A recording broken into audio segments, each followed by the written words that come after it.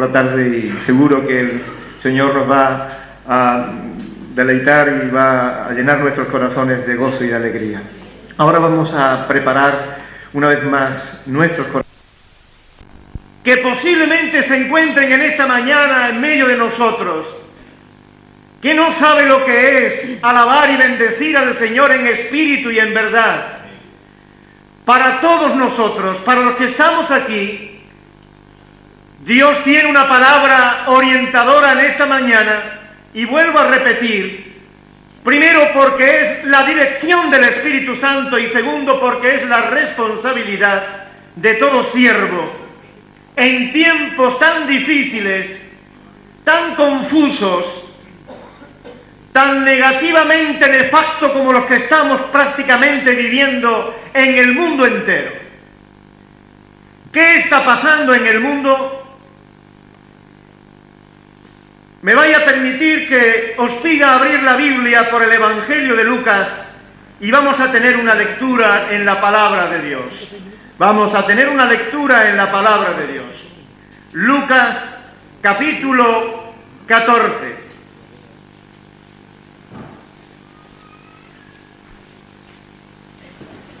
Capítulo 12 de Lucas.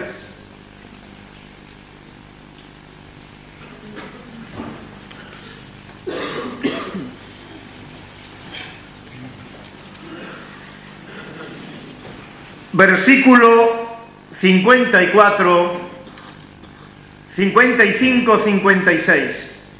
Decía también a la multitud: cuando veis la nube que sale del poniente, luego decís, agua viene, y así sucede. Y cuando sopla el viento del sur, decís, hará calor, y lo hace. Hipócritas, sabéis distinguir el aspecto del cielo y de la tierra, y cómo no distinguís este tiempo. Hasta ahí la palabra de Dios. El reto que tienen todos los siervos de Dios y todo creyente en el tiempo que nos toca vivir es de saber distinguir los tiempos. La Iglesia tiene la gran responsabilidad de ser luz en el mundo, en un mundo que está en tiniebla, además de ser sal y otras muchas cosas. Pero fundamentalmente luz, y la luz sirve para alumbrar. Y cuando se alumbra un lugar, inmediatamente viene a través de la luz el conocimiento de las cosas. Lo que está ocurriendo en un sitio o en otro.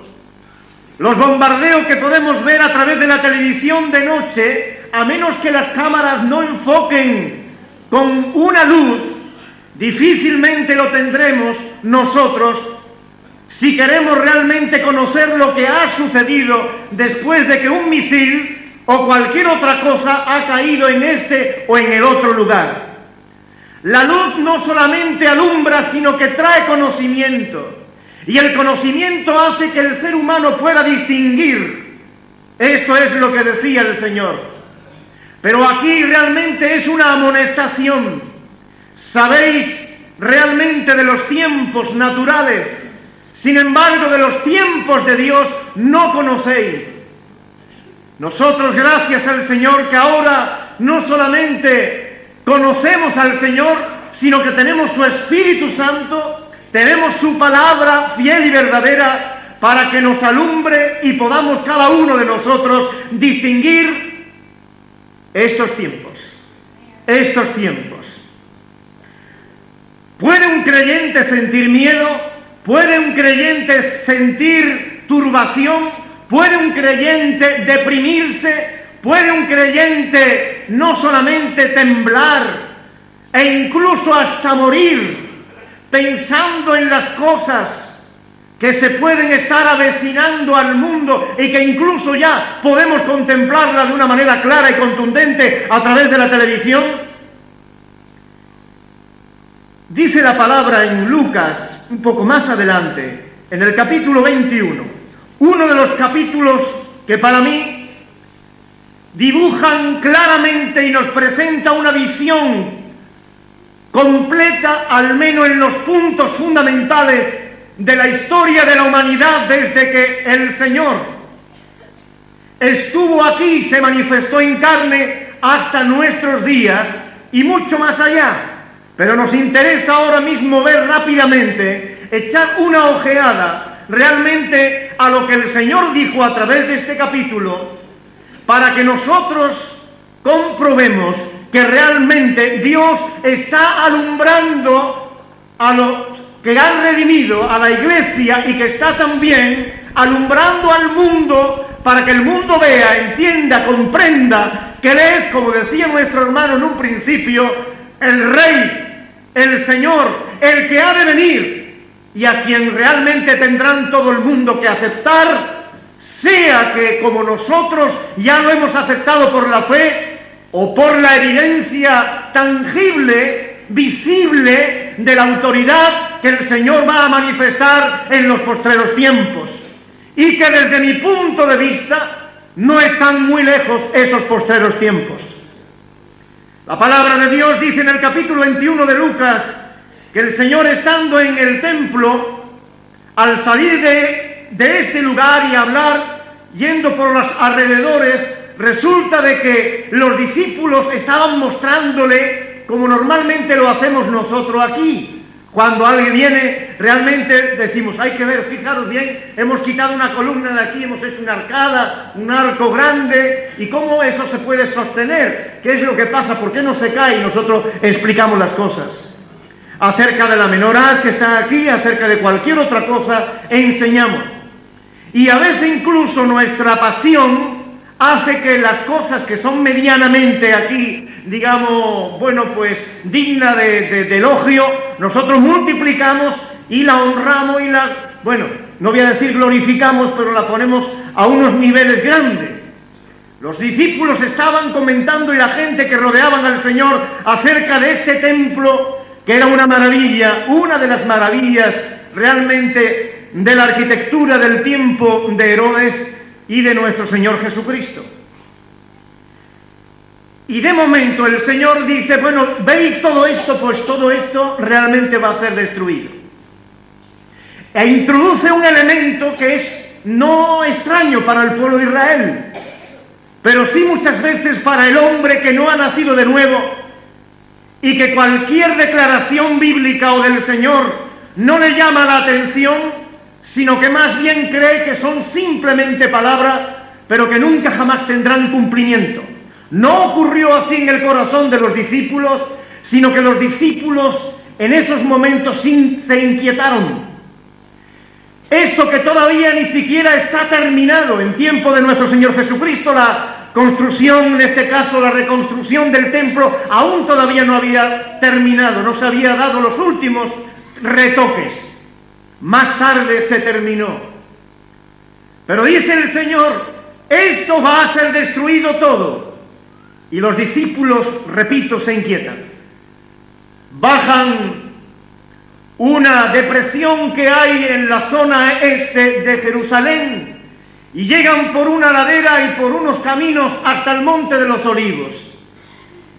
La comitiva de los discípulos les siguen, y al llegar allí, sentados, inquietos, ahora que el maestro está reposado, vamos a preguntarle qué está ocurriendo.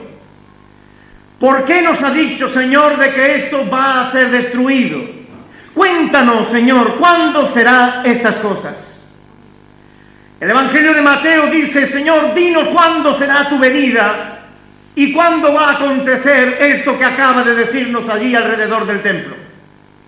Lucas dice en este caso que, versículo 7 del capítulo 21, que le preguntaron diciendo, Maestro, ¿cuándo será esto? ¿Y qué señal habrá cuando estas cosas estén para suceder? ¿Recordáis que los judíos piden qué? Señales. Los judíos piden señales. Hay otros que piden milagros. Hay otros que piden otras cosas, explicaciones. Explicar las cosas de una manera conceptual y de una manera filosófica. darle una respuesta a las cosas que están sucediendo simplemente intelectualmente teórica. Y de ahí que realmente hay muchos hombres hoy en el mundo que están nada más que trabajando las ideas, los pensamientos para modificar la palabra y a través de la modificación de las ideas y las palabras modificar entonces la sociedad y así traer un beneficio social para todo el mundo existente. Los siglos pasados realmente se han manifestado en una dimensión como la que estoy dibujando ligeramente.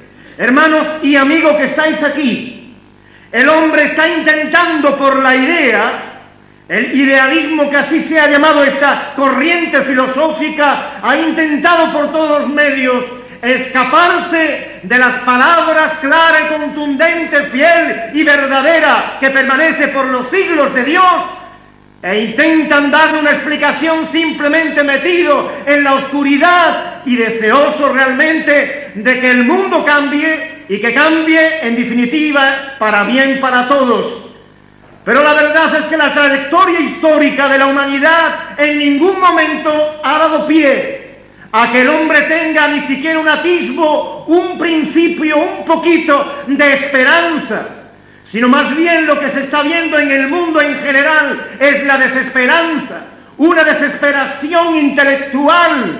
Ha vagado realmente y ha corrido Europa, América y el mundo entero acerca de una corriente existencialista que lo único que realmente piensa es que el hombre está luchando entre un deseo y una frustración. El deseo de poder conquistar cosas y la frustración de que nunca conquista nada. Y si conquista algo, el hombre realmente ha servido para morir, para matarse y para hundirse en el caos más horroroso.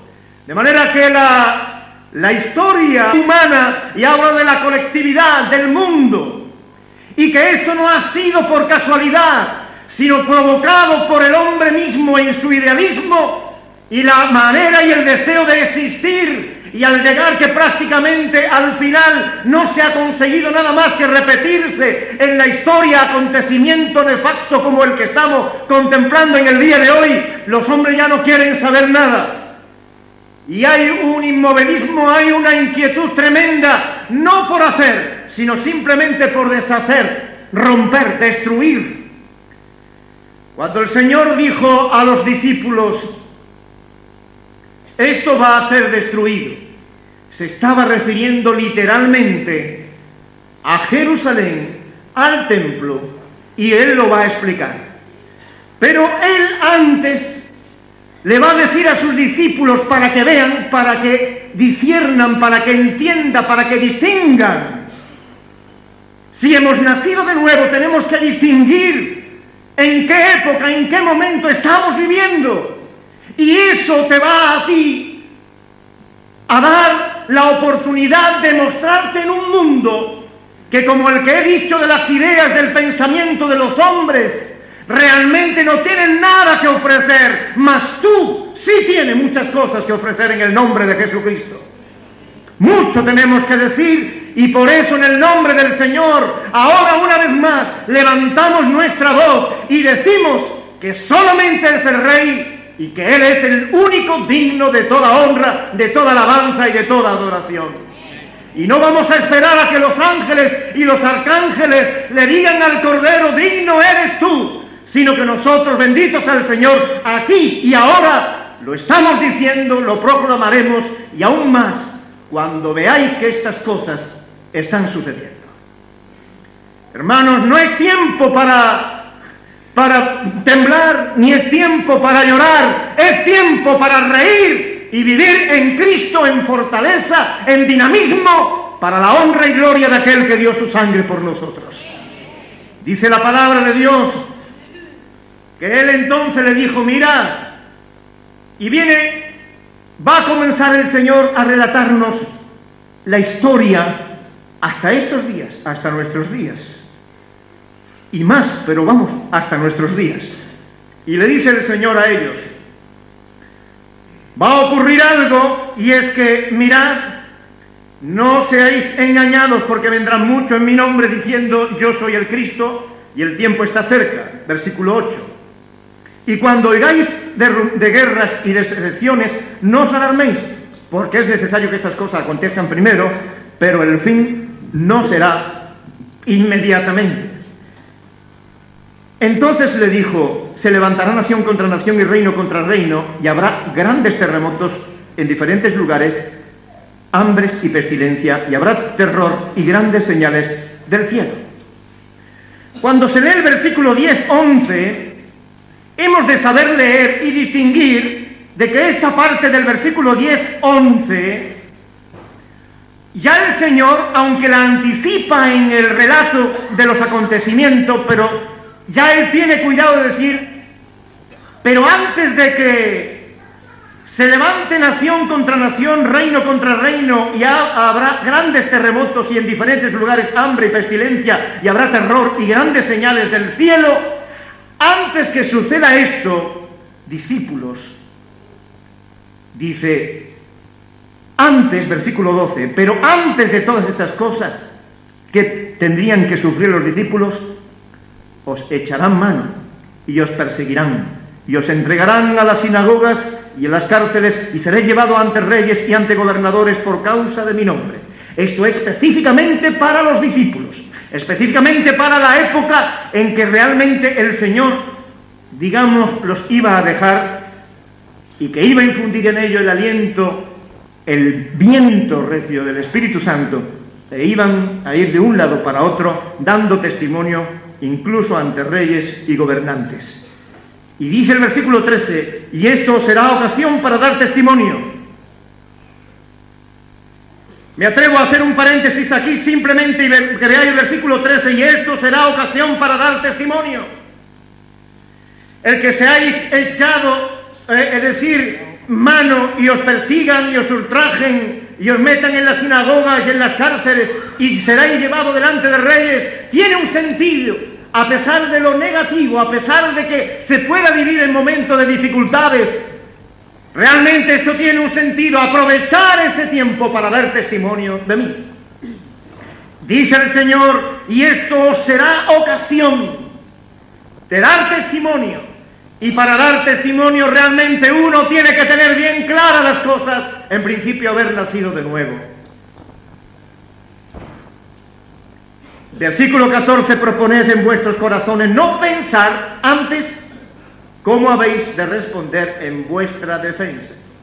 No es tiempo para estar en los despachos durante muchas horas para poder realmente, digamos, recibir de parte de Dios la palabra, sino que es tiempo realmente difícil, que no te darán tiempo los demás, y vais a estar en un lado y en otro, pero no os preocupéis, dice la palabra de Dios. Mas seréis, dice, entregados, pero porque yo os daré palabra, versículo 15, y sabiduría, la cual no podrán resistir ni contradecir todos los que se opongan. Mas seréis entregados aún por vuestros padres, hermanos, parientes, amigos, y matarán a algunos de vosotros. Y seréis aborrecidos de todos por causa de mi nombre, pero ni un cabello de vuestra cabeza perecerá. Con vuestra paciencia ganaréis vuestras almas. Si antes había dicho que el edificio iba a ser destruido y que Jerusalén realmente no iba a quedar piedra sobre piedra, ahora cuando le preguntan, Cristo contesta: antes de que esto acontezca, vosotros vais a tener que ir de un lado para otro. No vais a poder estar en vuestras casas tranquilos. Van a venderos incluso los propios familiares. Y vais a tener que estar delante de reyes y de gobernantes dando testimonio de mí. Aprovechar la oportunidad. Aprovechar la oportunidad. Y os digo de antemano que algunos de vosotros van a morir. Muchos van a ser prácticamente triturados, golpeados, y muchos aborrecidos. Aborrecidos. Esto es lo primero que el Señor le dice que va a ocurrir en la historia inmediata después de los discípulos. Es decir, después de que Él suba a los cielos. Cosa que sucedió. Y ahí está la Sagrada Escritura en el Nuevo Testamento, desde los Hechos de los Apóstoles hasta el Apocalipsis, donde nos podemos deleitar contemplando la fidelidad de Dios en relación con su palabra. Y el Señor pasa inmediatamente a decirle: pero cuando veáis Jerusalén, cuando veáis que Jerusalén está rodeada de ejército, saber entonces que su destrucción ha llegado. Cristo le da una pista: rodeada de ejército. No hay que esperar, no hay que pensar de que cuando Jerusalén esté rodeada vendrán otros tiempos, los ejércitos se irán y quizás no va a suceder nada. Porque con la buena disposición de los que están dentro de Jerusalén y los que están fuera, los enemigos, quizás hay paz y no ocurre lo que yo he dicho. No, dice el Señor, va a ocurrir esto. Entonces, cuando veáis Jerusalén que está rodeada de ejército, podéis decir tranquilamente que ha llegado el momento de su destrucción. Entonces los que estén, dice, en Judea, huyan a los montes, y los que en medio de ella váyanse, y los que estén en los campos no entren en Jerusalén, porque estos días son días de retribución para que cumpla todas las cosas que están escritas. Mas hay de las que estén encinta y de las que críen en aquellos días, porque habrá gran calamidad en la tierra e ira sobre este pueblo. Y dice: y caerán. Si ante la visión en relación con el ministerio, la oportunidad de los discípulos, ahora la visión concretamente que el Señor da a través de esta profecía a sus discípulos acerca de los tiempos, les dice que Jerusalén va a ser destruida, pero que van a caer a filo de espada y serán llevados cautivos a todas las naciones. Y ya veis a los discípulos pensando: un pueblo que ha estado allí viviendo una vez más va a salir y ahora a todas las naciones, y muchos de los familiares van a ser matados por ese ejército que va a rodear la ciudad. La verdad es que no eran noticias históricas muy halagüeñas, no eran noticias que realmente mereciera, digamos, un aplauso a priori, sino más bien, al recibir un impacto, una visión tal, más bien lo que puede provocar en el individuo es un cierto temor, una turbación y un intentar de escapar de esa zona para poder estar en otro lugar libre de lo que está o de lo que iba a pasar en Jerusalén. Y caerán a filo de espada y serán llevados cautivos a todas las naciones. Y dice: y Jerusalén será hollada por los gentiles hasta que los tiempos de los gentiles se cumplan. Y Jerusalén será hollada por los gentiles hasta que los tiempos de los gentiles se cumplan. Un elemento: Jerusalén será hollada, pisoteada, va a permanecer, va a tener una hegemonía encima de esta ciudad, que es la capital del reino de Israel. La ciudad santa, como dice la palabra de Dios. Esa Sión, que realmente ya tiene un modelo celestial. Y dice la palabra que esto iba a suceder, dijo Cristo, hasta que los tiempos de los gentiles se cumplan. Y aquí hay una tercera etapa en la historia. Hemos visto cómo Jesús, primera etapa, en su ministerio, dice que van a ser destruidos. En segunda etapa dice el Señor que los discípulos van a ser perseguidos y van a tener que ir dando testimonio con esas dificultades ya previamente aceptadas. En tercer lugar, los ejércitos van a rodear Jerusalén.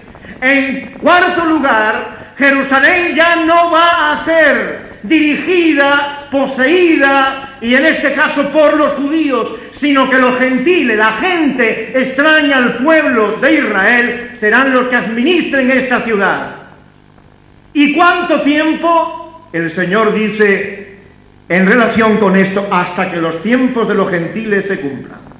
¿Y qué es lo que el Señor dice en relación con estos tiempos? Este tiempo de los gentiles que comienza precisamente ya, como dice el apóstol Pedro en los Hechos de los Apóstoles. Me gustaría que vinieseis allá en el capítulo 15. No tanto Pedro, sino Jacobo, dice la palabra de Dios en el capítulo 15. Primer concilio donde los discípulos estaban ya realmente viviendo aquel acontecimiento que Jesús había anunciado. Y dice la palabra de Dios Y cuando ellos callaron, Jacob respondió diciendo: varones, versículo 13, varones hermanos, oídme, oídme. Simón ha contado cómo Dios visitó por primera vez a los gentiles. Se empieza a hablar de la visitación de Dios al pueblo gentil. Recordad que los tiempos de los gentiles es un tiempo muy importante para conocer las cosas. Dice la palabra: para tomar de ello pueblo para su nombre. El tiempo de los gentiles en esta ocasión es traído a la memoria y al recuerdo, y citando incluso escritura del pasado. Y con esto concuerdan las palabras de los profetas, como está escrito: después de esto volveré, dice el Señor, y reedificaré el tabernáculo de David, que está caído, y repararé sus ruinas, y lo volveré a levantar, para que el resto de los hombres busque al Señor. Y todos los gentiles sobre los cuales es invocado mi nombre, dice el Señor, que hace conocer, distinguir, saber, esto desde tiempos antiguos. Damos gracias al Señor de que en el proyecto de Dios los gentiles, que somos nosotros, estamos dentro de su proyecto de salvación y de vida y de victoria y de esperanza y de fortaleza en Cristo Jesús. Tiempo de los gentiles. Por lo tanto, un tema importante para que uno se dé cuenta de que el tiempo de los gentiles tiene que ver con la iglesia del Señor. Es la apertura del mensaje de Dios para todas las naciones del mundo, gentiles, además de para el pueblo judío. Primeramente, como dice el apóstol Pablo, a los judíos, y luego a los griegos, a los gentiles, a todo el mundo. Id y predicar el evangelio a toda criatura. Primero empezar por Jerusalén, Samaria, Judea, Samaria, y hasta el fin del mundo. El mensaje de Dios es un mensaje que tiene que llegar a los corazones, no solamente de los judíos, sino a los corazones de los gentiles. Y esto es para que se cumpla lo que ya estaba. Cuando Jacobo está hablando de esto, es un hombre que distingue los tiempos, es un hombre que sabe, un hombre que conoce cómo Dios está actuando. Y el que Pedro visite a los gentiles ya es un acontecimiento que está en los planes de Dios. Dios está actuando en la historia, y diréis: ¿y esto es tan específicamente así? ¿Cómo visitó Dios? ¿Cómo interviene Dios en la historia del mundo gentil? Simplemente a través de un hombre y en una casa. Eso es un acontecimiento aislado que puede suceder ahora en cualquier sitio y la gente no le da importancia. Mas los hombres de Dios que tienen visión, los que conocen y distinguen, un acontecimiento, aunque sea simplemente una gotita de agua en el mar, para ellos realmente y para nosotros, los que creemos en Cristo, debe de servirnos de orientación y de sabiduría de Dios para que nuestro comportamiento en ese momento sea digno del que nos llamó a la luz admirable de su Hijo. Hermanos, no podemos nacer de nuevo, quedarnos estancados. Prácticamente sí, como el niño que sabéis que nace, que tiene vida, pero que aún todavía no sabe distinguir las cosas, porque aún todavía el aparato ocular tiene que, en este caso, permitidme entre comillas, evolucionar, perfeccionarse, crecer, tiene que, en este caso, terminarse de completar como tal y cual el proyecto de Dios. Muchas veces los cristianos, los creyentes, estamos en este mundo como niños recién nacidos, que aunque tenemos vida en Cristo, pero que aún todavía nos falta visión, que se perfeccione en ti los ojos del Espíritu, no el Espíritu Santo, en el Espíritu, quiero decir, de la parte que nosotros tenemos para darnos cuenta de la problemática, de las dificultades, y en vez de no ayudar para la gloria de Dios y la extensión del reino de Dios.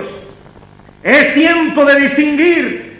Nos puede venir, como vamos a ver, como ladrón en la noche, como un lazo cazador, como el Señor que regresa, Y aún todavía estamos nosotros con vida en Cristo, pero sin visión para apercibirnos de la grandeza de aquel que merece toda honra y toda gloria.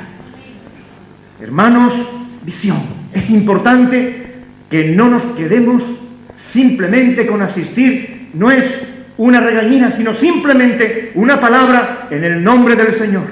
No te quedes en tu casa sentado viendo únicamente la televisión o repartiéndote por acá o por allá, divirtiéndote, que es tiempo, como dice Eclesiastés, hay tiempo para todo, pero el tiempo fundamentalmente que hay que dedicar es que yo quiero conocer más, Señor. Yo quiero distinguir para que en esa distinción e iluminación yo pueda glorificarte aún mejor. Si en el espíritu de la persona, en este caso, no hay inquietudes sobre este tema, permitidme que os diga una cosa, y es que puede ser que ocurra como a esas vírgenes que se quedan prácticamente aquí y que no van con el esposo. Por eso es serio, al tiempo que es orientador e iluminador. Es serio, y es muy serio, el vivir concretamente en este siglo que nos toca diciendo, yo soy cristiano. El decir que somos cristianos implica nada más y nada menos, entre otras cosas, que sabemos distinguir los tiempos. Y si no sabe distinguir los tiempos, es que aún todavía o tiene que desarrollar tu vida en Cristo para que veas lo que Dios pone por delante de ti, o es que no han nacido de nuevo.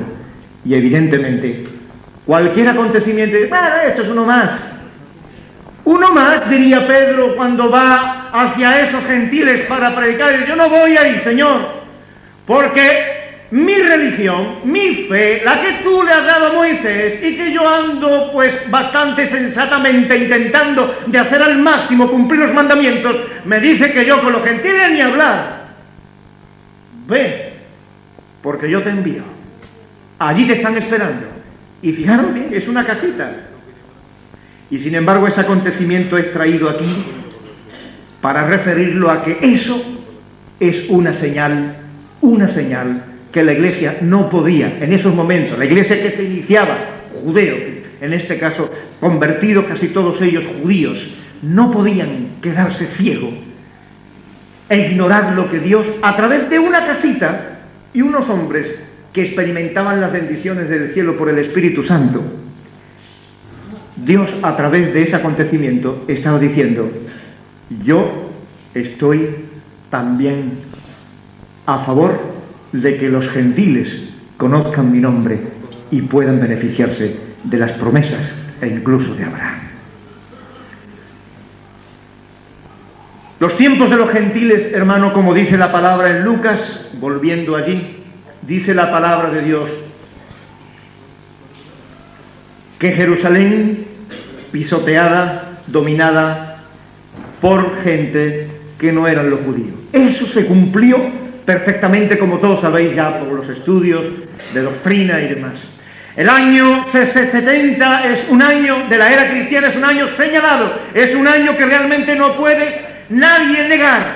Y es Jerusalén rodeada y se rompen todas las cosas, se destruyen, no solamente el templo, sino la ciudad queda prácticamente muy afectada. Los judíos son llevados a todas las naciones del mundo.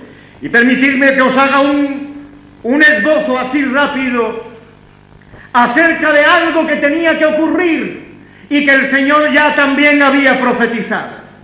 En el Antiguo Testamento, en el Deuteronomio, ya dice el Señor, en Isaías y en otros, a través de otros profetas, de que Israel iba a ser echado, como dijo el Señor, en medio de las naciones, pero que Dios los iba a llevar a su territorio, a Palestina. Y pasó un siglo, pasó otro, 200, 300 años, 400 años, los judíos ni por asombro pensaban. Generaciones tras generaciones vinieron unas detrás de otras, y todos los judíos, de siempre, un espíritu que realmente han tenido ahí. El próximo año vamos a Jerusalén, el deseo de regresar a su casa, de no andar por ahí errante entre pueblos y naciones, perseguidos por unos, ultrajados por otros, aplaudidos también por algunos, quemados por nosotros en España. Cuando Israel pasa un siglo, 2, 3, 4, años tras años, muy pocos judíos realmente fuera en las naciones tienen ya un pensamiento positivo en relación con volver a Jerusalén. Ya son 1000 años, son cerca de 2000 años, 1800, en el año 1800, no en el siglo XIX, el siglo pasado, ningún judío realmente podía imaginarse que alguna vez volvieran a Jerusalén, excepto algunos muy contados entre las naciones.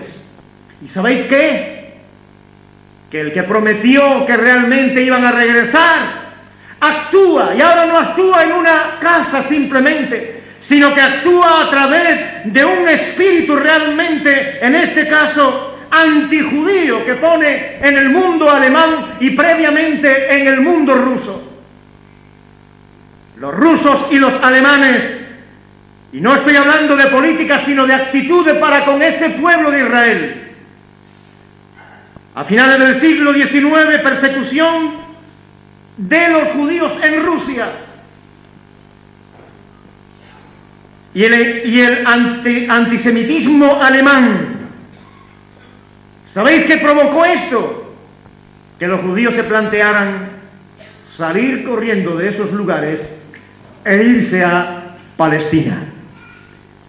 Y a través de estas persecuciones rusas y alemanas, los judíos sintieron en su interior fuertemente un deseo ardiente de volver a Palestina. Y comienza en el 1897, por primera vez, el Congreso sionista en Basilea, donde se declara que todos aquellos que amen la vuelta a Jerusalén realmente vayan preparándose, vayan trabajando, vayan juntando dinero para volver a su tierra.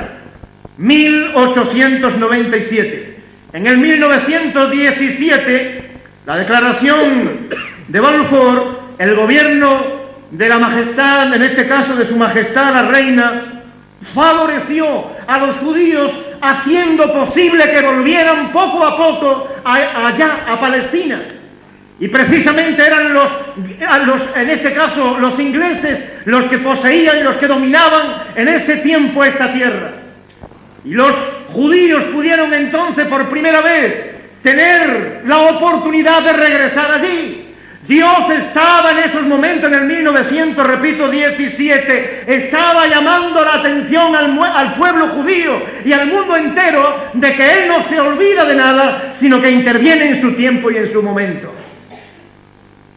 Muy poca gente creían en esos momentos de que se pudiera alguna vez tener una nación, en este caso israelita, en Palestina. Jamás.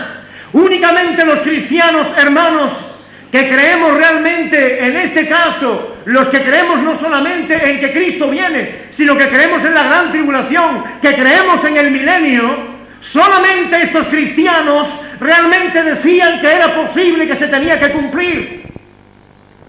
Los que no creían en el milenio, ni creían en la gran tribulación, ni en estas cosas que realmente contiene la palabra de Dios, sino que eran acontecimientos realmente desde el principio hasta el final, negaban estos hechos y por consiguiente no esperaba que Israel volviera a su tierra y se estableciera allí como nación, ya que estaba diseminada por todo el mundo.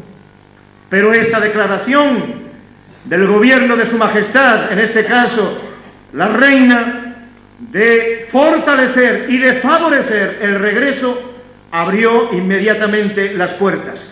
Y en el 1897 solamente 24.000 judíos había en Palestina, para que tengáis una idea.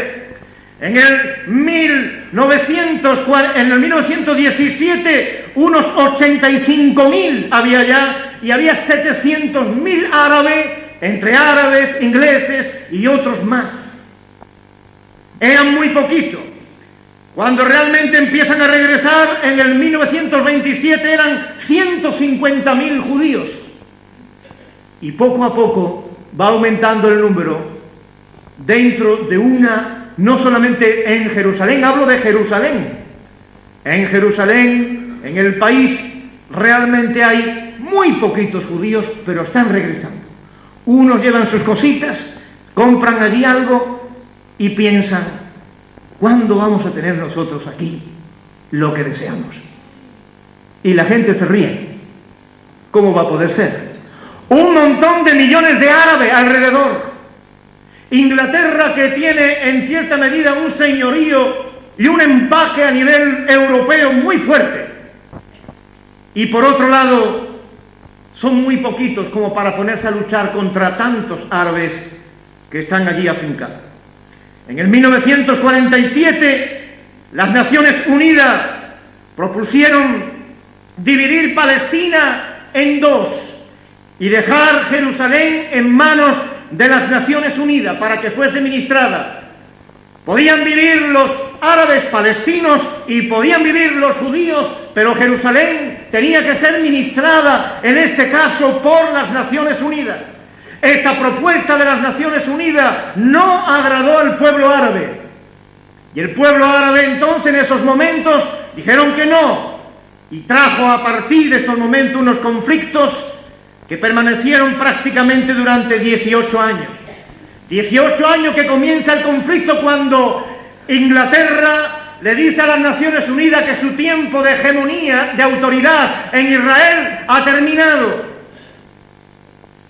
Y eso fue el 14 de mayo de 1948, y al día siguiente Israel declaraba entonces las Naciones Unidas Estado de Israel, en este caso como nación, reconocimiento de una nación que había perdido su lugar, su sitio, su geografía, pero que ahora podía recuperarla.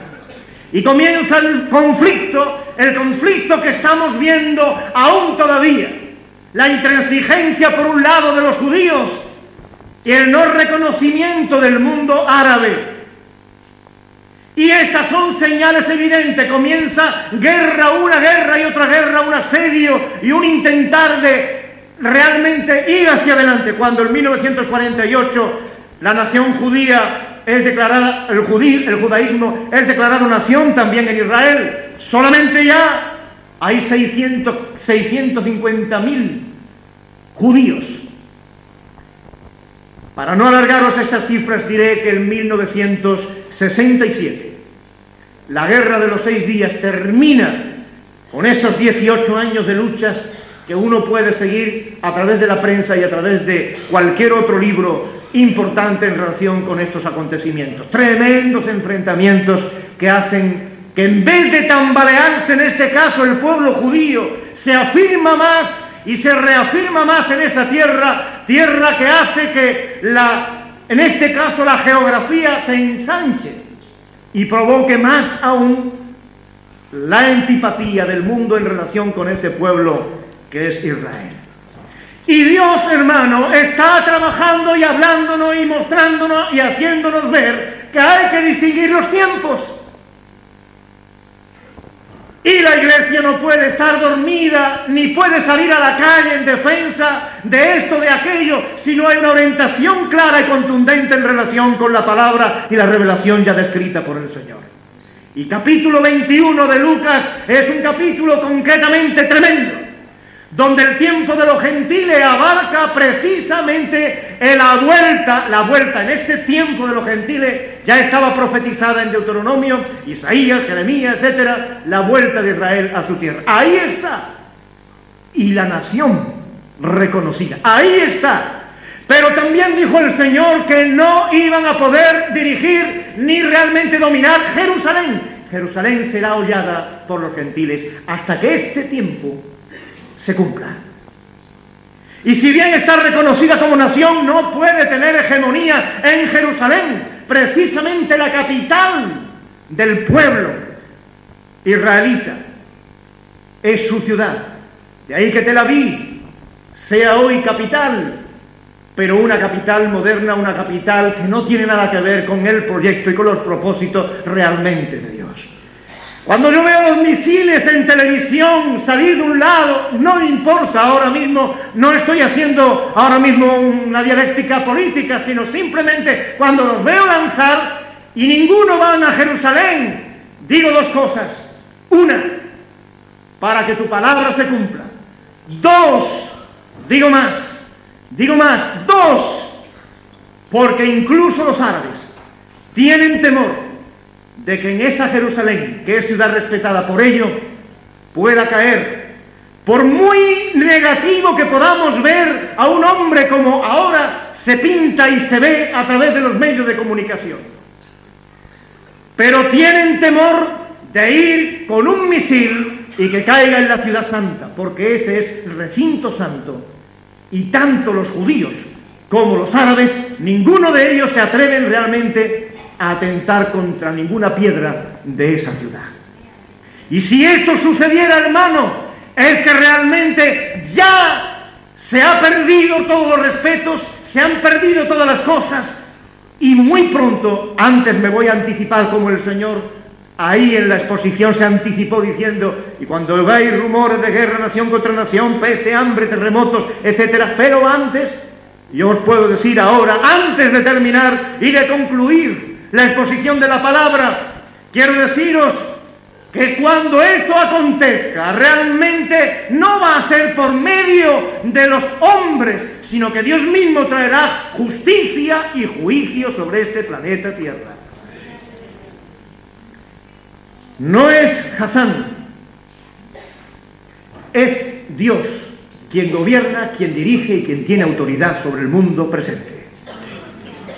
Aunque el diablo conquista las mentes de las personas, aunque el diablo hace que la gente vaya por donde él quiere que vaya, pero simplemente en la mentalidad, en la gente esa que están sin Cristo, sin vida, muerta en sus delitos y pecados. Pero la historia es del Señor. La historia es del que realmente sabe decir las cosas y sabe planificar y también proyectar todas las cosas de antemano. Y eso es lo que está sucediendo con Israel y lo que está sucediendo realmente ahora mismo en este enfrentamiento. El enfrentamiento ahora mismo tiene dos lecturas, hermanos. No os engañéis. Una es realmente económica, pero otra es religiosa. De una antipatía, una religiosidad política, de una antipatía entre un pueblo y otro.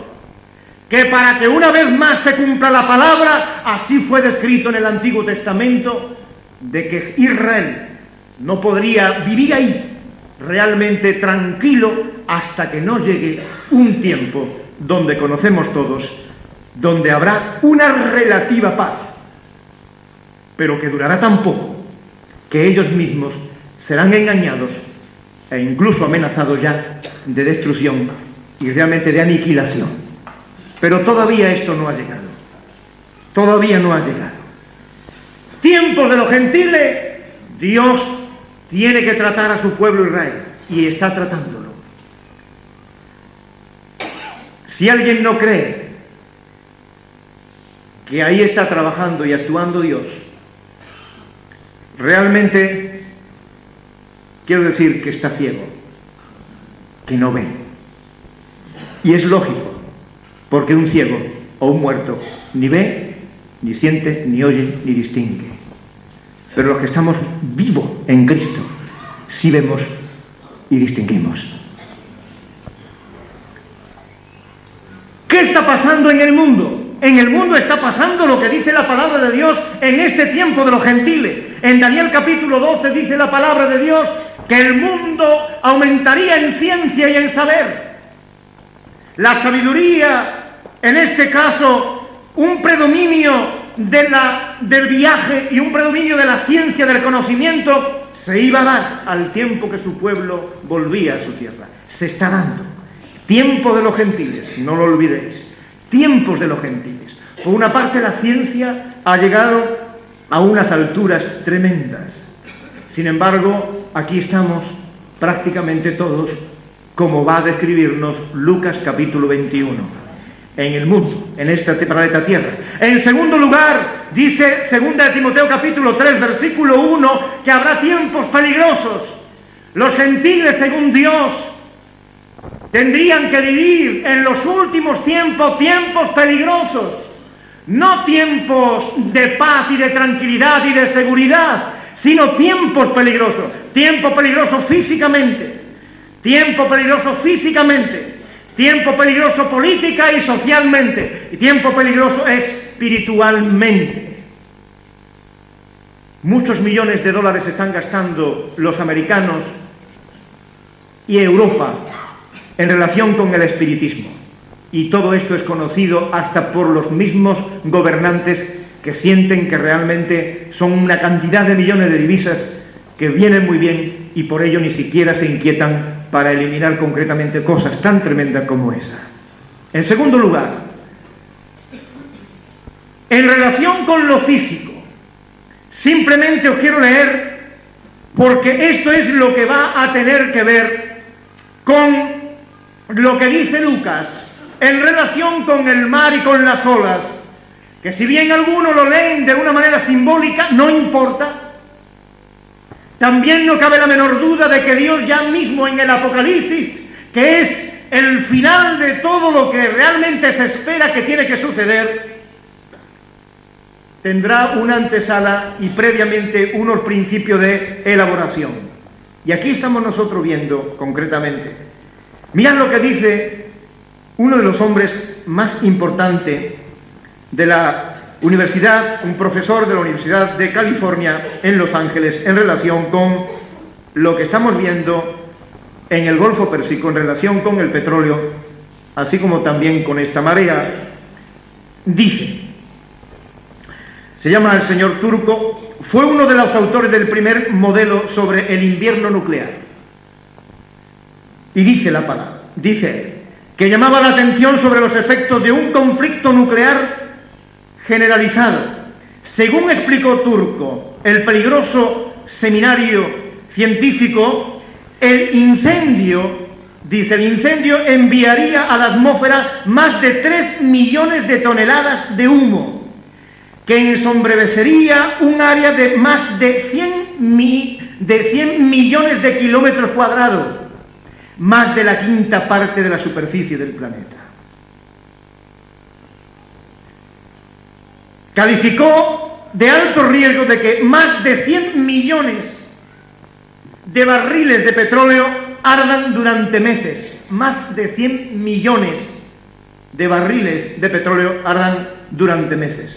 Por su parte, Turco cree que en caso de incendio, los oleoductos cubaitíes arderían durante unos 9 meses.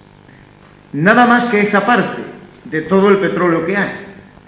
Y dice más, podría arder al menos 3 millones de barriles diarios, cantidad casi equivalente a la producción total kuwaitiana antes de la invasión. Esto provocaría un aumento de la concentración de dióxido de carbono en la atmósfera y por consiguiente podría incrementar el efecto invernadero sobre todo el planeta. Todo el planeta. Junto a este problema, además, se producirían toneladas de óxido de azufre y de nitrógeno, que podrían representar un peligro aún mayor. La disminución de la cantidad de calor que llegaría a la zona debido al apantallamiento de la luz solar por el humo formado podría hacer caer en picado la temperatura media de la región. De una forma indirecta también los vientos monzones que provocan lluvias estivales en la India, noten en la India, se verían afectados por estos cambios climatológicos y esto podría tener como consecuencia la temida sequía y el hambre para centenares de millones de personas en la zona del Índico. El clima cálido y seco del desierto impediría también que las partículas de humo cayesen por su propio peso o a causa de las lluvias, por lo que el profesor Richard Turco cree que una enorme nube negra podría estabilizarse sobre la zona a unos 25 kilómetros de altura. En definitiva,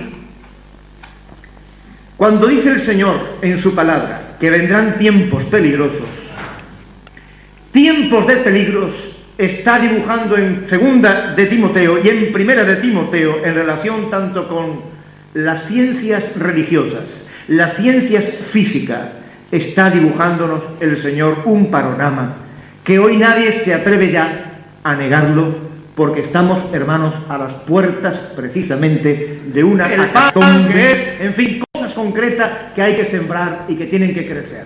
Si esto se diera, realmente estaríamos ya dentro de ello, en un mundo que difícilmente iba a producir la comida que se necesita para el año 2000, 6.000 millones de personas. No hay comida realmente, no hay una producción ahora clara y contundente para las 4.500 millones de personas, sino ahí dice la palabra de Dios dice que en ese tiempo final iba a haber escasez y iba a costar mucho, muy caro las cosas, de tal manera que eran difíciles de adquirir. ¿Pero por qué? Allí no se dice claramente, aunque sí en el Apocalipsis. Dice las razones concretas: pestes, infecciones, plagas, que son otras, pero que estas que son producidas por el hombre ya nos vislumbra realmente lo que vamos a ir viendo a partir de años venideros.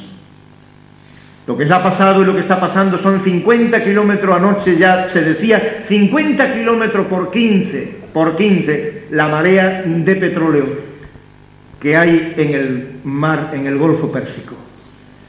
Se intenta ahora prácticamente de salvar la fauna marina, porque lo que está ocurriendo es 12 veces mayor de cualquier catástrofe que ha habido en el mar.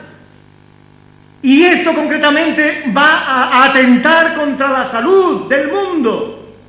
El mundo no va a poder sembrar y ver cómo crecen ni el trigo, ni el maíz, ni la patata, ni de una manera natural, sino afectada precisamente y además aniquilada, porque, como hemos dicho, si eso se llega a extender, habrá una especie de techo invernadero que no pueda penetrar el sol con sus rayos hasta llegar a la tierra y darle precisamente lo que necesitan las plantas, la clorofila y otras muchas cosas que ahora mismo no voy a contar.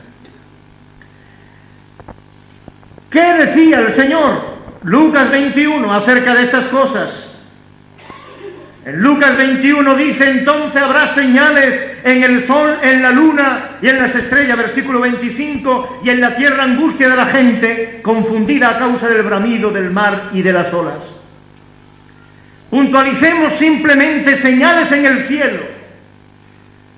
Entonces, cuando el tiempo de los gentiles realmente vaya avanzando, el mundo realmente podrá ver señales en el cielo.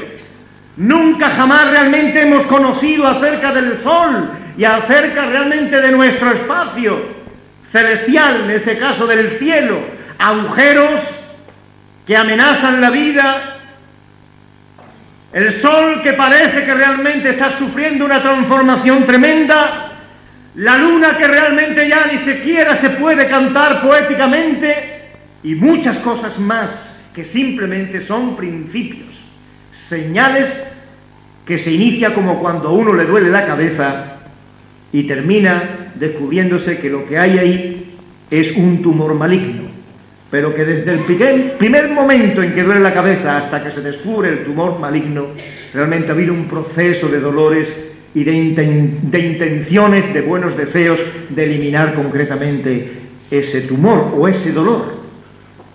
Estamos, hermanos, en el nombre del Señor os digo esta mañana, viviendo acontecimientos que nosotros cuando vemos en la televisión no lo podemos ver simplemente como a ver quién gana la guerra, sino qué es lo que Dios me está diciendo a mí que yo debo de hacer en un momento tan especial como el que vive hoy la humanidad. He de saber que en el cielo se está diciendo que esta es la guerra, en este caso del cielo, porque nada más que nos transmiten imágenes y todos son de noche y en el cielo. Pero hay una cosa que sucede en la tierra, y esta es la que ya de una manera general se está viendo, Díganme qué estarán pensando los indios, díganme qué están pensando los jordanos, qué están pensando los turcos, qué piensan los israelitas, qué piensan los americanos que están muy lejos pero que tienen familia precisamente ahí, hombres y mujeres que tienen que enfrentarse cada día para defender, en este caso, la vida y para hacer otra cosa que no es de acuerdo a la voluntad de Dios, que es matar. Todo esto, todo lo que se está diciendo y más que se va a decir, mucho más que se va a decir y mucho más que vamos a mirar y vamos a contemplar y vamos a experimentar en estos años en relación con esto, se condensa en esta visión que el Señor le dijo que iba a suceder en esta época relacionada con las señales. Dice, en la tierra angustia de la gente. Todo esto lo que está sembrando es una angustia en el mundo entero. Una angustia que dice la palabra, la razón confundidas a causa del bramido del mar y de las olas.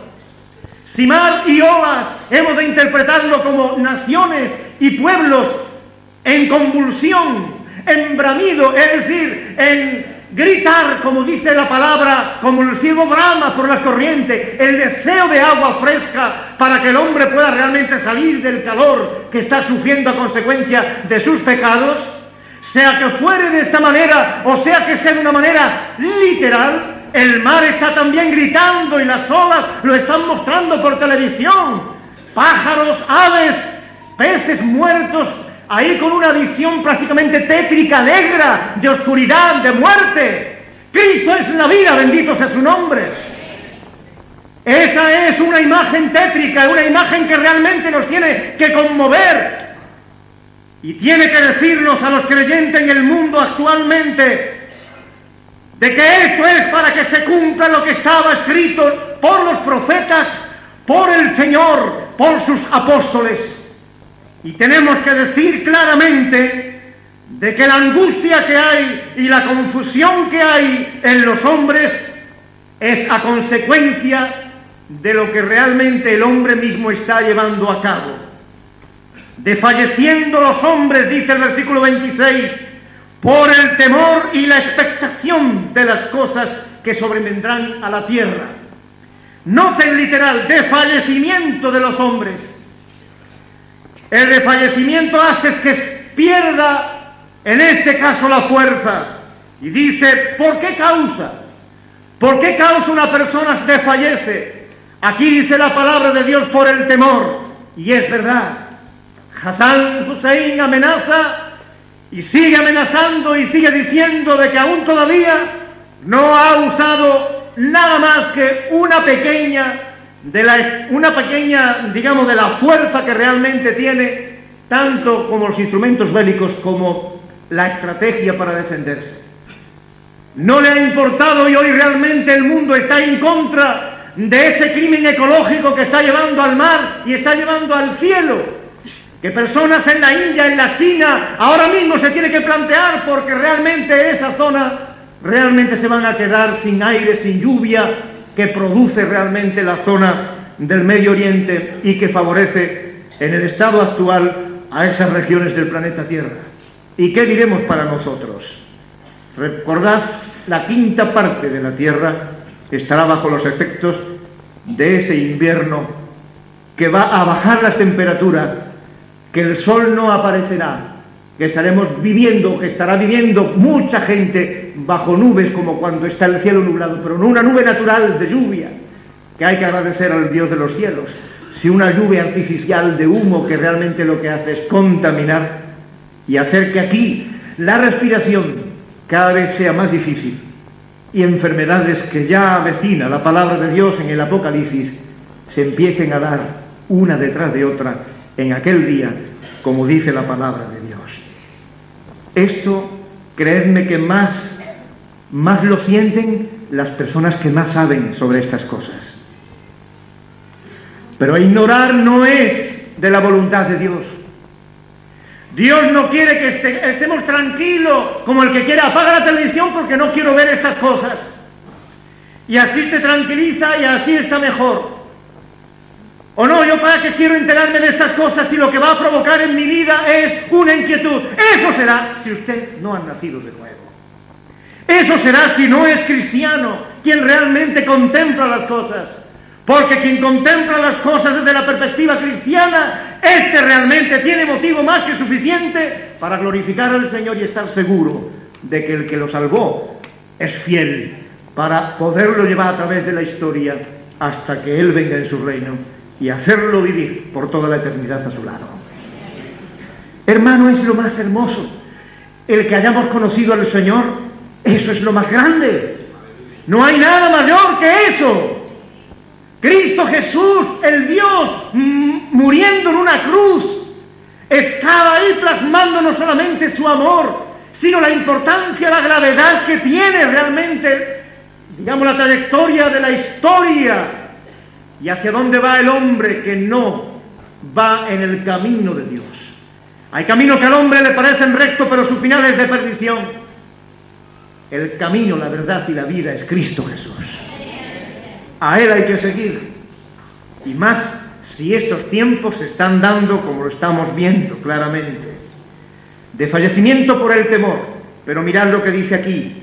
Hay una parte de espectáculo. La expectación hace que todo el mundo esté deseoso de conocer. Los medios de comunicación están enfadados, tanto con un bando como con otro, de que no le den noticias claras, contundentes de lo que está pasando en el Golfo. Realmente todo el mundo está deseoso de conocer, porque conociendo eso sabrán más o menos estar tranquilos. La ignorancia inquieta cuando hay una amenaza que no se sabe en este caso distinguir, no se sabe separar, no se sabe realmente poner en su sitio. Pero los científicos, los políticos y los hombres están ahora mismo desfalleciendo, confundidos, angustiados. Y hay una expectación en el mundo. Hay una expectación en el mundo, dice, de las cosas que van a venir sobre la tierra, porque las potencias de los cielos, dice el Señor, que todavía esto no ha sucedido, pero dice el Señor, va a suceder, serán conmovidas. Cambios climatológicos y qué sé yo más, que ahora no puedo realmente, porque nos tendríamos que ir al Apocalipsis y ver cosas tremendas. ¿Esto cuándo tenía que ocurrir? La palabra de Dios dice, hasta que los tiempos de los gentiles se cumplan. Y entonces, dice, habrá señales en los cielos. Cuando el Señor termina de decir que habrá todas estas cosas, lo que yo estoy diciendo posiblemente le esté pasando a usted o a ti, hermano, que estás aquí. Oye, el hermano Manolo, ¿cómo está hoy? Qué negativo del mundo, qué cosa, qué visión. Me figuro que los discípulos pensaron lo mismo aquel día cuando le dijo el Señor, os matarán, os llevarán aquí, os llevarán allá, y os van a coger y nadie lo va a querer y tal y cual, pero recordad, ¿es malo esto?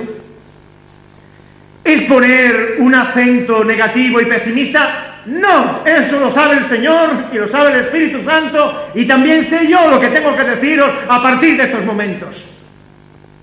En su nombre bendito. Una cosa es que queramos ser ignorantes y nos van a dar palo hasta en el carnet de identidad. Y otra cosa es que a pesar de conocer las noticias negativas del mundo, también nosotros tenemos buenas nuevas de parte del Señor. Bendito sea su nombre. Entonces, versículo 17, verán al Hijo del Hombre, que vendrá en una nube con poder y gran gloria.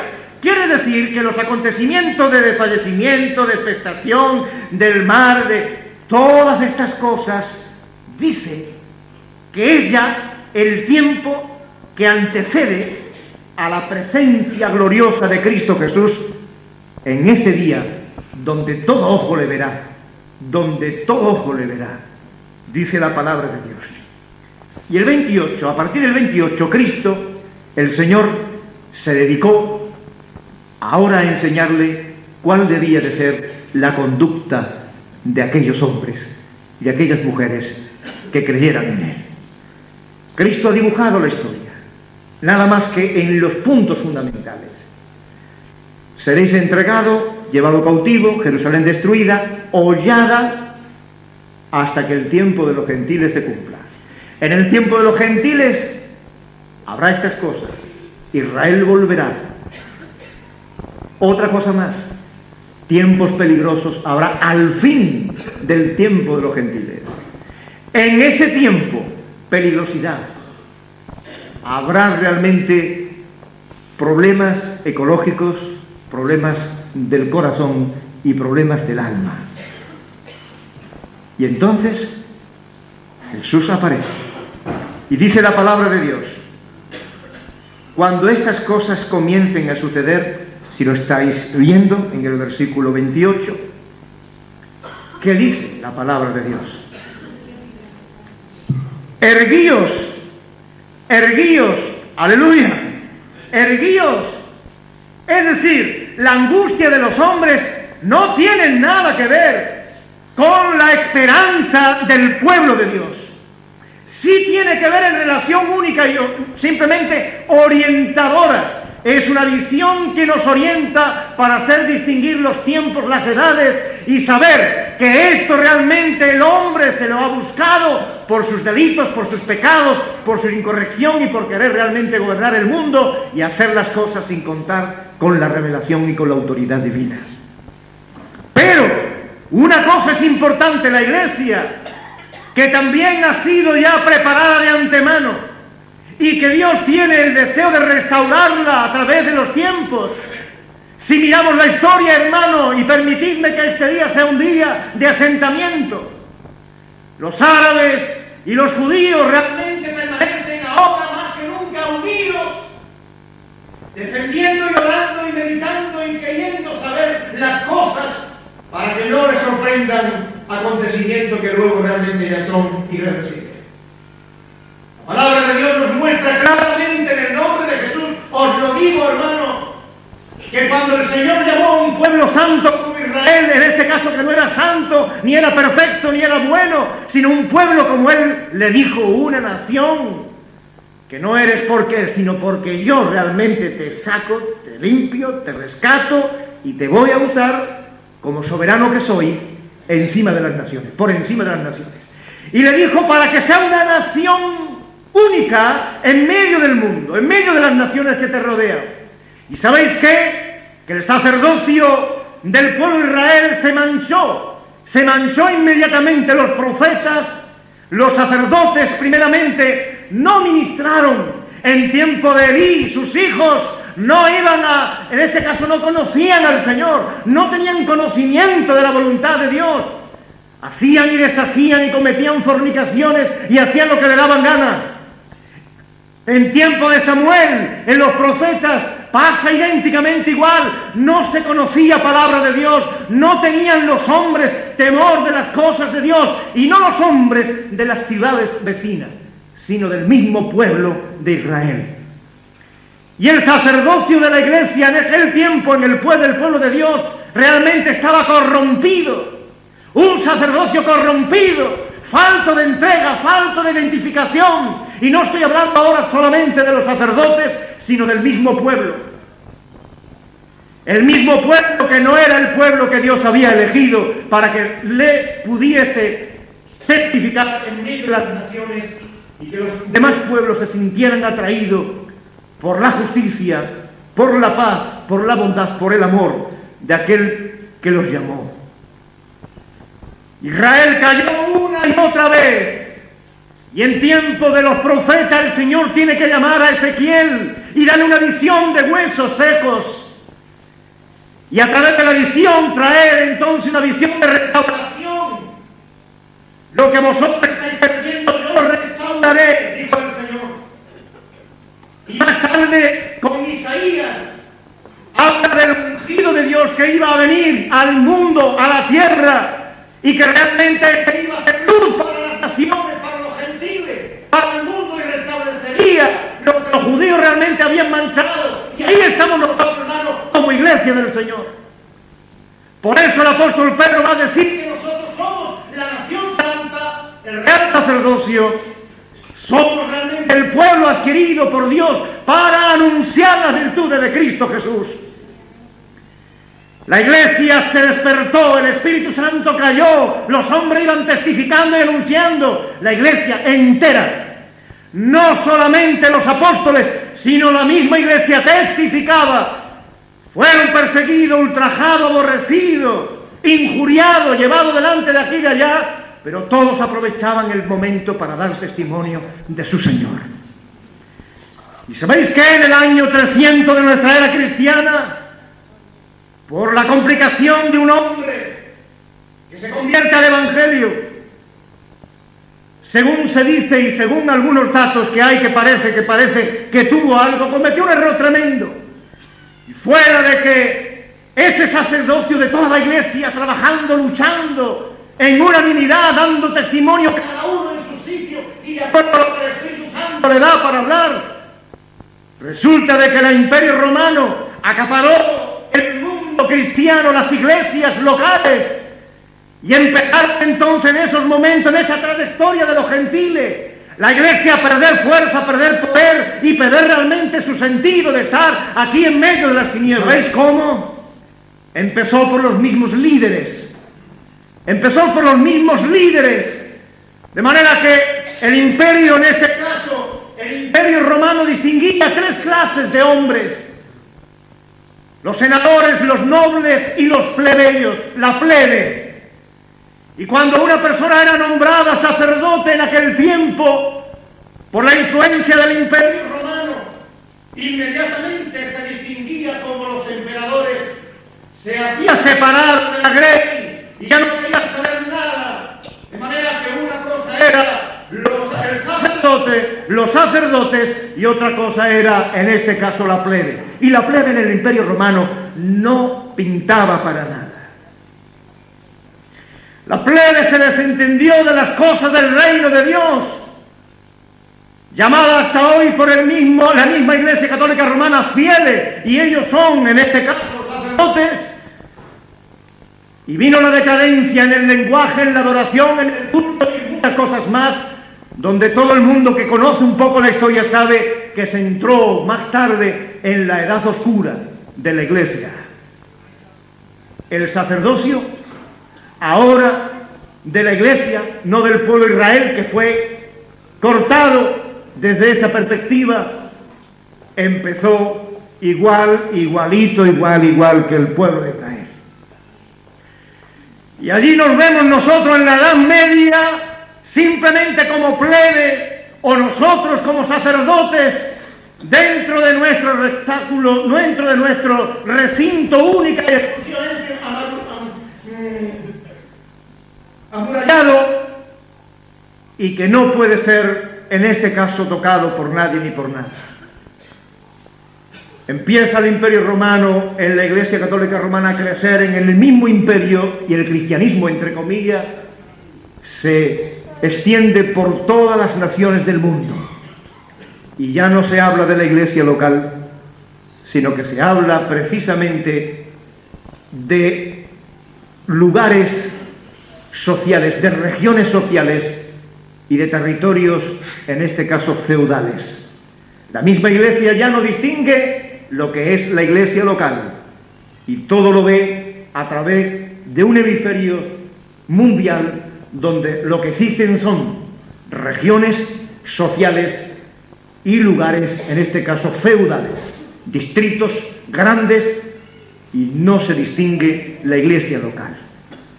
Pasan años hasta el 1500, hermanos, y en el 1500 dice la palabra escrita de la historia de que tiene que venir un hombre llamado Lutero, que Dios usa para despertar y restaurar la iglesia del Señor en una dimensión que tiene que ver con la palabra escrita y con la fe en la obra redentora de Jesucristo como única y suficiente para la salvación de los hombres. Y esto que nosotros vemos y que a veces se dice protestante, fue una intervención divina de Dios en la historia, no ahora con Israel, sino con su iglesia, para restaurarla. Y decía, ¿pero qué? ¿Que vais a seguir realmente durante toda la vida arrastrándose por el suelo, estando lejos de mí? Ahora, mi siervo, se va a enfrentar y se tuvo que enfrentar con unos y con otros para que se restaurara, en este caso, la importancia de la palabra de Dios y la obra redentora de Jesucristo, entre otras cosas. Pero no se queda ahí la historia, sino que más tarde, a partir de ese tiempo, Dios va a restaurar por hombres tan dignos de mención como en este caso Lutero, va a restaurar la sanidad, va a restaurar el bautismo por inmersión, va a restaurar en este caso la santidad, va a restaurar evidentemente la realidad y la vigencia de los dones espirituales en estos tiempos. Y así Dios desde el 1500 está trabajando en la Iglesia, en el mundo entero, despertando a la Iglesia para una restauración completa. Y hermanos, digo en el nombre del Señor, después de estudiar y después de ver, de distinguir, de estar en la palabra y de ver en el mundo, Dios está llamando a su pueblo ahora a que realmente sea restaurado en el sacerdocio del compartimiento del pueblo en todas sus dimensiones. En este caso, cada miembro moviéndose en el nombre del Señor.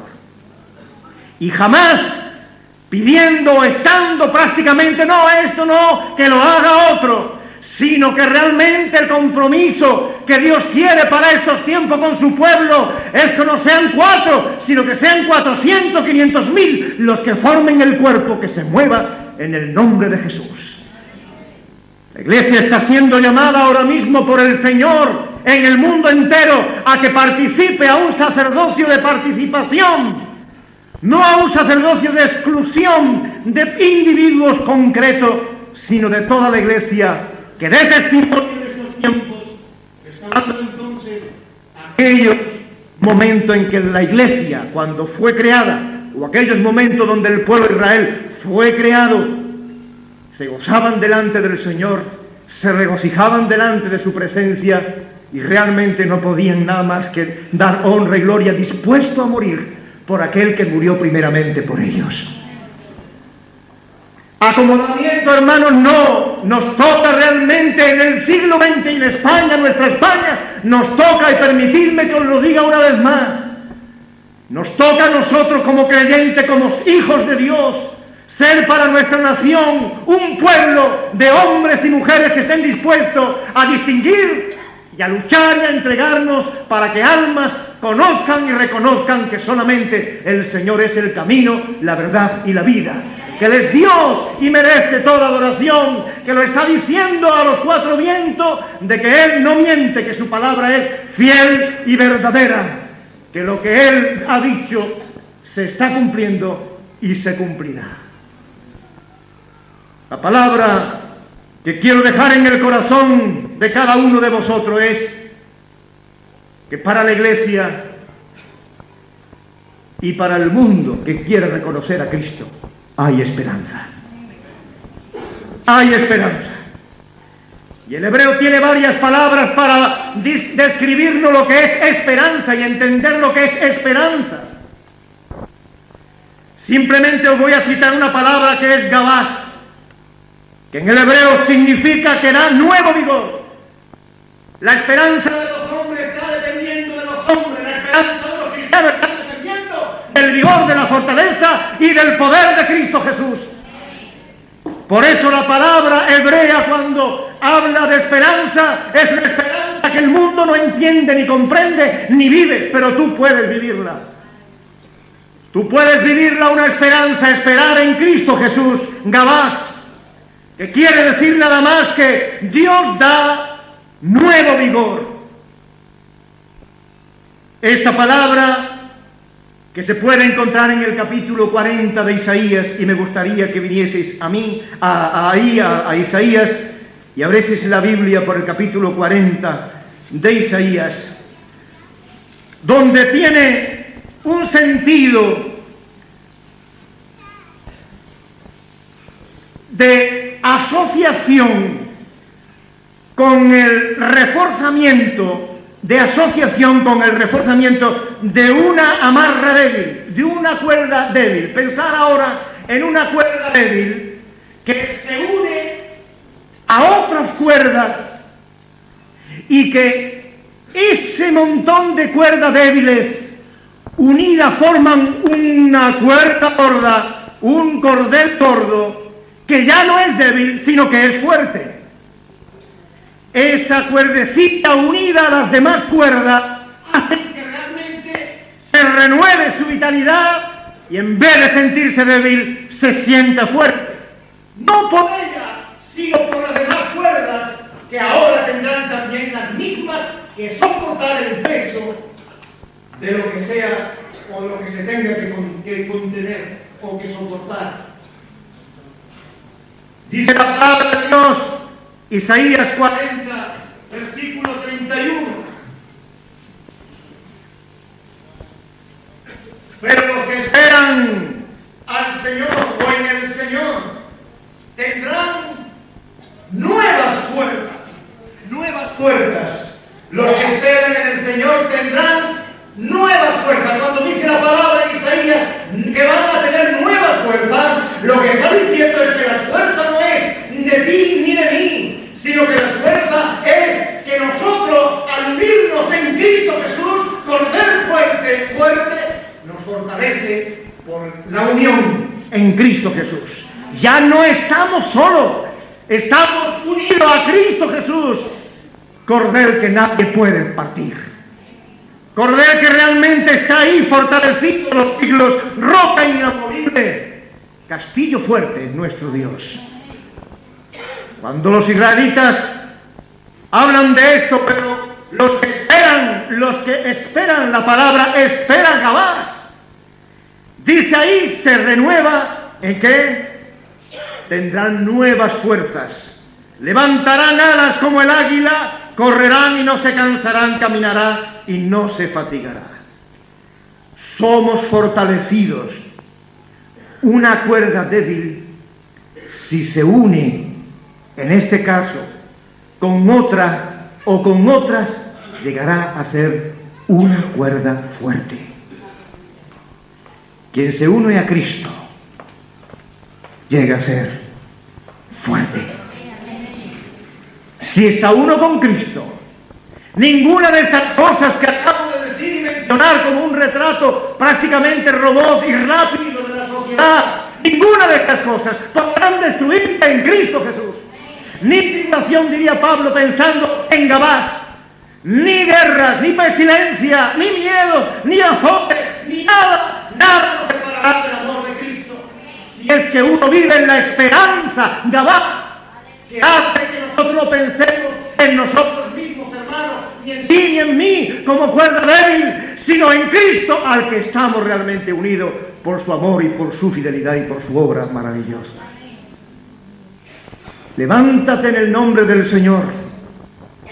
Levántate en el nombre del Señor y mira los acontecimientos con Gabás, con la esperanza de que hoy me renueva el Señor, mañana me dará nuevas fuerzas y por encima de toda tribulación, mi Cristo es el que reina y yo con Él. Y yo con Él.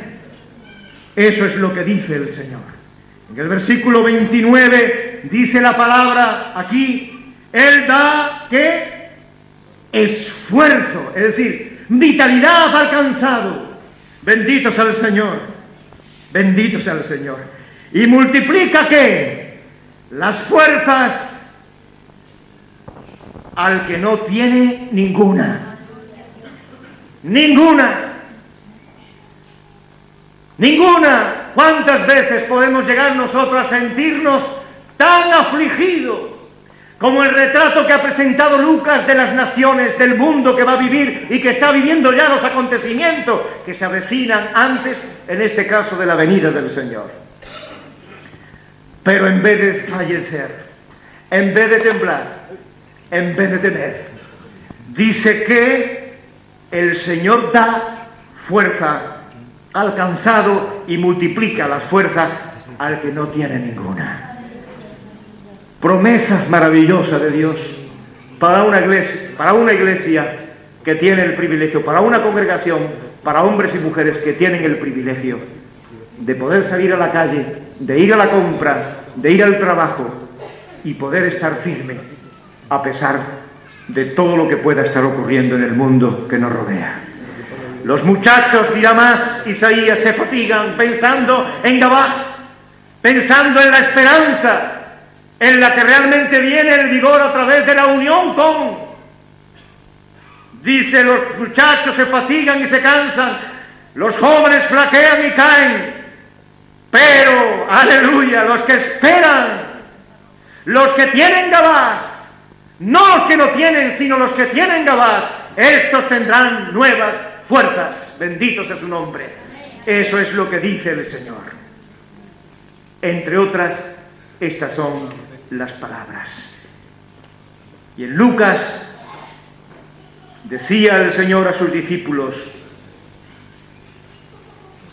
aprended de la higuera. Cuando, versículo 29, y todos los árboles, ¿verdad? Cuando ya brota, viéndolo sabéis por vosotros mismos que el verano ya está cerca, o está ya cerca. Leo textualmente: así también vosotros, dice la palabra de Dios, así también vosotros, cuando veáis que sucede estas cosas, subrayar, por favor, porque aquí hay una palabra clave: sabed, sabed, sabed vosotros. Aquí está una palabra clave, una de las palabras clave en nuestro lema de 1991. ¿Cuál es nuestro lema para 1991? Trabaja por la unidad. Trabaja por la unidad. Dios contempla a su cuerpo, habla a su cuerpo y dice: sabed. No deje que sepan otros por ti. Empieza a preocuparte un poco, porque el Señor vendrá y te pedirá a ti cuenta de lo que sabe acerca de Él. A mí me pedirá cuenta, pero a mí no solo, también a ti. Sabed que estas cosas, que está cerca el reino de Dios. Sabed de forma general, a todos. De cierto os digo que no pasará esta generación hasta que todo esto acontezca. Una generación se puede contar bíblicamente como un periodo de 40 años. Quiero deciros una cosa: sobre esta palabra se han escrito muchos libros y se han dado muchas interpretaciones. Entre ellas es que cuando el Señor se refiere a esta generación, se está refiriendo al pueblo de Israel, que no será destruido, que no será aniquilado, que permanecerá hasta los últimos tiempos. Cosa que se ve, y ahí está la evidencia, después de haber sido uno de los pueblos más perseguidos y maltratados a través de toda la historia de la humanidad. Por el imperio egipcio, por el imperio babilónico, por el imperio asirio, por el imperio griego, por el imperio romano y por todas las naciones donde fueron esparcidos de un lado para otro. Alemanes, rusos, españoles y muchos más. Y dice la palabra que ese pueblo estará ahí, y ese pueblo tendrá que clamar a Dios para arrepentirse de la dureza de corazón que tienen en relación con el Evangelio. Serán humillados desde esa perspectiva. La otra interpretación, y es la que yo me inclino más, es la de que la generación, esta generación que dice aquí, es la generación que verá las cosas que Él ha mencionado en ese último paquete donde dice: esta generación verá. Yo creo, hermanos, sinceramente, que nosotros estamos dentro de esos 40 años. Y os lo digo de corazón. Hace ya 20 y tantos años que lo vengo diciendo. el año 2000 es una fecha importante para la humanidad. Yo no digo que en el año 2000 venga Cristo. Del día y de la hora nadie sabe. Pero yo sé que Jesús me dijo, y Jesús me dice, por su palabra, tú tienes que distinguir los tiempos. Tú no eres de las tinieblas, eres un hijo de luz y debes conocer, como conoces, que el verano está cerca, según mira la higuera o los árboles. Como sabéis, en el pueblo de Israel no existen las 4 estaciones, o no existían las 4 estaciones como nosotros. La primavera y verano era un mismo periodo. Por eso el Señor cuando dice, cuando veáis que la higuera brota en sus ramas, esa hojita que aparece ya ahí, entonces decir, el verano está cerca. Es decir, eso brota normalmente en la primavera que nosotros llamamos, pero en el tiempo de nuestro Señor Jesucristo, la distinción entre primavera y verano no existía, sino simplemente un tiempo equivalente. Pero era lo que decía, si tú ves que esas hojas están ahí, es una señal de que el calor, es decir, el tiempo de calor, se acerca. La primavera es la que nos anuncia que después viene el verano, viene el calor, y todos nos preparamos para el verano.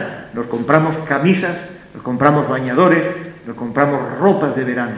Nos prepara simplemente la climatología y las cosas que nos rodean. Jesús dijo, mirad, vosotros tenéis que saber que cuando estas cosas se dan, cerca estoy yo por venir. Y digo, en el nombre del Señor, que esta generación somos nosotros, el mundo entero, que vivimos, fundamentalmente los cristianos, que tendremos la oportunidad de ver y contemplar cosas que ninguna generación pudo realmente contemplar en relación con todos los acontecimientos y señales de los últimos tiempos. Quiere decir esto, que si pensamos en 40 años, para arriba o para abajo, los que estamos aquí, tendríamos que pensar en lo que el Señor dijo referente a la brevedad del tiempo. Dijo el Señor, el cielo y la tierra pasarán, pero mis palabras no pasarán. Mirad, os lo voy a leer textualmente y con esto vamos a terminar. Mirad también por vosotros mismos, generación, que estáis viendo señales, que sabéis que el verano está cerca, que la venida del Señor está cerca. Prepárate con vestiduras apropiadas para ese tiempo de la venida del Señor. Mirad también por vosotros mismos que vuestros corazones no se carguen de glotonería y embriagueces y de los afanes de esta vida, y venga de repente sobre vosotros aquel día. Una de las cosas que Dios invita aquí es a la santidad. Santidad. Entregarnos más por las cosas del reino de Dios. Que tomemos conciencia. Dios quiere restaurar precisamente en este tiempo lo que en muchos siglos y en muchos momentos se ha perdido. Y es la participación en santidad de su cuerpo, en su totalidad, en referencia a los miembros. Porque como un lazo vendrá sobre todos los que habitan sobre la faz de toda la tierra. Segunda cosa, sobre los que habitan sobre la faz de la tierra vendrá el Señor como un lazo a un ave que sin darse cuenta ya está prisionera. Pero dice, vosotros velad, pues en cuanto, en todo tiempo. La segunda cosa importante en restauración es, en este caso, orando que seáis tenido por digno de escapar de todas estas cosas que vendrán y de estar en pie delante del Hijo del Hombre. Digno de escapar de las cosas que vendrán y digno de estar delante del Señor en ese día, cuando Él se manifieste, cuando Él venga, que como sabéis, primeramente vendrá por nosotros su iglesia, y luego tendrá una manifestación gloriosa, majestuosa ante todos los hombres. Y entonces, como dice el Apocalipsis, lamentarán. Y podríamos terminar con el pasaje que nuestro hermano leyó en Apocalipsis, donde escribe a las iglesias: dile a las iglesias, el que era, el que es y el que ha de venir. Este es el Rey al que hay que adorar ahora y a quien se tienen que entregar los hombres de corazón. Y en esta mañana me gustaría pedir, si hay aquí algún alma que todavía no ha confesado a Jesucristo como su Salvador, que lo haga antes de que sea demasiado tarde, antes de que cosas vengan e interrumpan en este momento la oportunidad que Dios le brinda para que reconozca que el Señor Jesucristo es el Hijo de Dios que ha venido a dar su vida para que usted pueda tener hoy la vida eterna, para limpiar sus pecados y para ingresarle en la iglesia, que es su cuerpo aquí en la tierra, que está con el propósito de anunciar sus virtudes y de dar testimonio a todas las naciones hasta que Él venga. Si hay algún alma que quiera entregar su corazón a Cristo, si es que la hay, que levante su mano y oraremos por ella para que Dios le dé la vida en estos momentos. Si es que algún alma aquí nos visitan y quiere entregar su vida a Cristo, levante su mano y entréguese al Señor. Si es que reconoce la obra redentora de Jesús y está dispuesto o dispuesta a rendirse a sus pies y a seguirle incondicionalmente desde hoy hasta que el Señor le llame a su presencia. ¿Hay alguna persona? Que Dios te bendiga. ¿Alguien más? Que Dios la bendiga al fondo, que Dios le bendiga. ¿Alguna persona más que quiera recibir a Cristo? Que Dios le bendiga, que Dios le bendiga. ¿Algún alma más? Hoy es el día de salvación.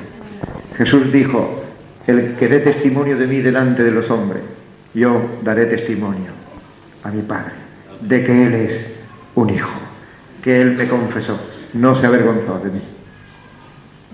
El que no me confesara, yo no le confesaré. Entregue su alma al Señor. Hoy es día de salvación. Estas cosas no deben de asustarla.